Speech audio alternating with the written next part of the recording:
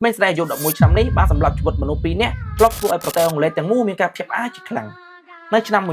1968 Marie Flora Bell បានសម្លាប់ក្មេងប្រុសម្នាក់ឈ្មោះ Martin Brown អាយុ1ឆ្នាំត្រូវបានគេប្រទះឃើញស្លាប់នៅក្នុងផ្ទះមួយដែលគេបោះបង់ចោលគ្មានស្លាកស្នាមនៃការវាយតប់ឬគ្មានស្នាមឈាមអ្វីទាំងអស់ហើយប៉ូលីសគិតថាវាគ្រាន់តែជាឧបទ្ទវហេតុតែប៉ុណ្ណោះប៉ុន្តែពី3ថ្ងៃក្រោយមក Bell និងមិត្តភ័ក្តិរបស់នាងលួចចូលទៅក្នុងសាលាមត្តេយ្យហើយសរសេរលើជញ្ជាំង